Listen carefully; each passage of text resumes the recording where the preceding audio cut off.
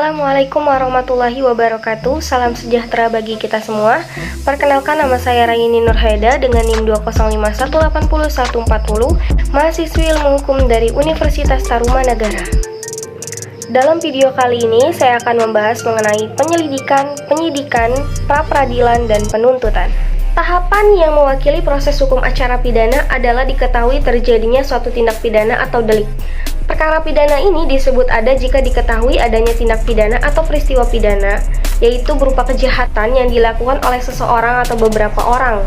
Berbeda dengan perkara perdata, di mana inisiatif untuk mengajukan perkaranya ini diambil oleh orang-orang yang merasa dirugikan.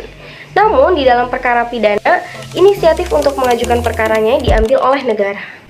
Diketahui terjadinya tindak pidana dari 4 kemungkinan. Yang pertama yaitu kedapatan tertangkap tangan. Pengertian tertangkap tangan ini adalah tertangkap tangan adalah seseorang pada waktu sedang melakukan tindak pidana atau dengan segera sesudah beberapa saat tindak pidana itu dilakukan, atau sesaat kemudian padanya ditemukan benda yang diduga keras telah dipergunakan untuk melakukan tindak pidana yang menunjukkan bahwa ia adalah pelakunya, atau turut melakukan atau membantu melakukan tindak pidana. Pengaturannya ini diatur di dalam pasal 1 angka 19 Kitab Undang-Undang Hukum Acara Pidana.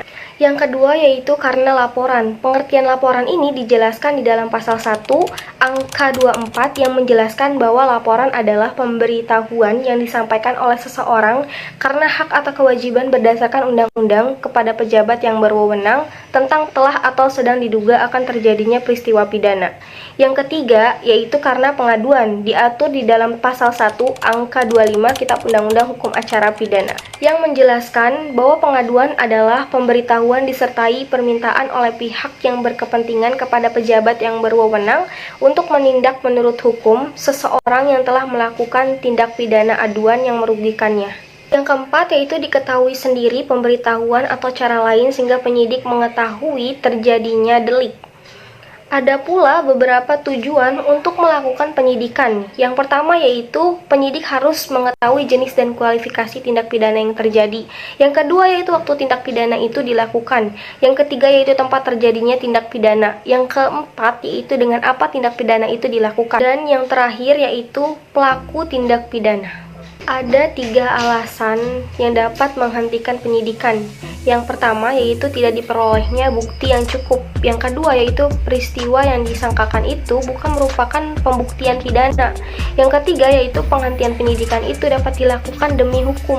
Menurut hukum acara pidana, penangkapan dapat dilakukan apabila ada bukti permulaan yang cukup. Pengaturan ini diatur di dalam pasal 17. Apabila kepentingan penyelidikan dan penyidikan menghendaki atau memerlukannya, diatur di dalam pasal 16. Apabila orang terhadap siapa penangkapan akan dilakukan dan diduga keras melakukan kejahatan, diatur di dalam pasal 17.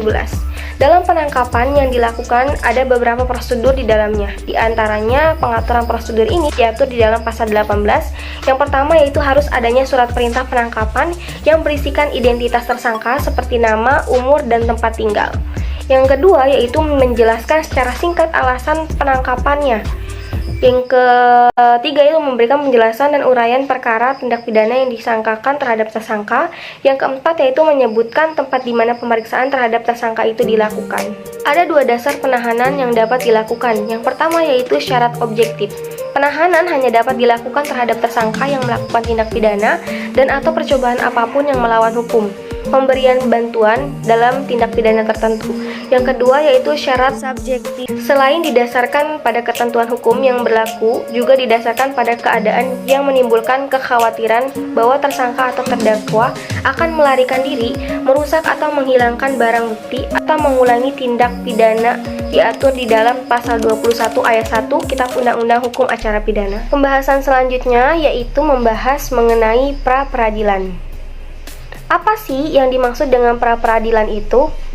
Pra-peradilan merupakan suatu pengawasan tertentu dari cara bekerja pejabat pelaksana undang-undang serta kemungkinan untuk memberikan rehabilitasi dan ganti kerugian. Namun, pengaturan pra-peradilan ini sendiri tidak diatur di dalam HIR, namun diatur di dalam pasal 1 butir 10 Kitab Undang-Undang Hukum Acara Pidana yang mengatur bahwa pra-peradilan adalah wewenang pengadilan negeri untuk memeriksa, memutus menurut cara yang diatur di dalam undang-undang tentang yang pertama, sah sah atau tidaknya penangkapan atau penahanan atas permintaan tersangka, keluarganya, atau pihak lainnya atas kuasa tersangka. Yang kedua yaitu sah atau tidaknya penghentian penyidikan atau penghentian penuntutan atas permintaan demi tegaknya hukum keadilan. Yang ketiga yaitu permintaan ganti kerugian atau rehabilitasi oleh tersangka, keluarganya, atau pihak lain atas kuasanya yang perkaranya tidak dilanjutkan ke pengadilan. Ada beberapa kriteria yang berhak untuk mengajukan pra-peradilan, diantaranya yaitu tersangka, keluarganya, atau kuasanya terhadap sah atau tidaknya suatu penangkapan atau penahanan diatur di dalam pasal 79. Yang kedua yaitu penyidik atau penuntut umum dan pihak ketiga yang berkepentingan terhadap sah tidaknya penghentian penyidikan atau penuntutan diatur di dalam pasal 80. Yang ketiga yaitu tersangka atau pihak ketiga yang berkepentingan terhadap permintaan ganti kerugian dan atau rehabilitasi akibat tidak sahnya penangkapan, penahanan, atau akibatnya sahnya penghentian penyidikan atau penuntutan diatur di dalam pasal 81. Upaya hukum terhadap putusan pra-peradilan itu apa aja sih? Di antaranya itu yang pertama, putusan pra-peradilan tidak dapat dimintakan banding.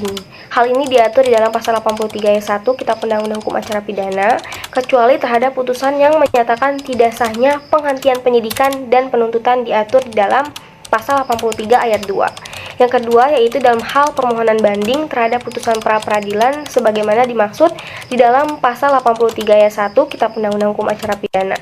Maka permohonan tersebut harus dinyatakan tidak diterima. Yang ketiga yaitu Pengadilan Tinggi memutus permintaan banding tentang tidak sahnya penghentian penyidikan dan penuntutan dalam tingkat akhir.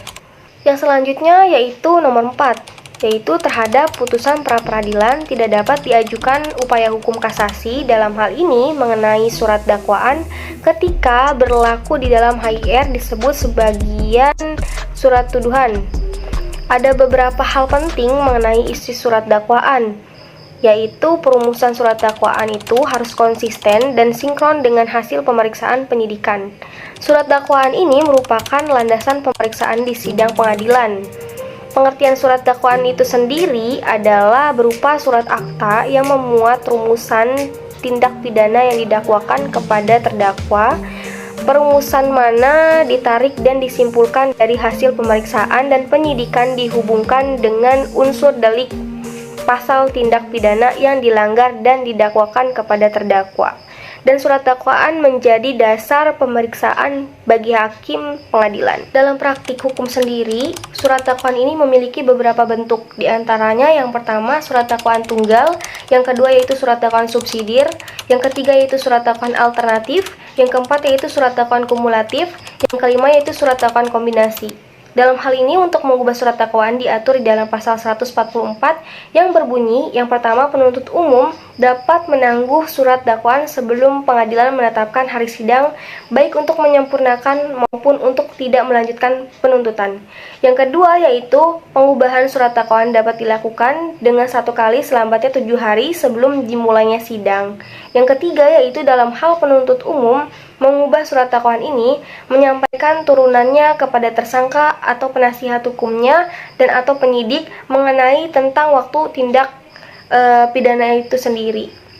Diberlakukannya di dalam pasal 1 ayat 1 Kitab Undang-Undang Hukum Pidana. Di dalam pembahasan selanjutnya yaitu mengenai penghentian penuntutan.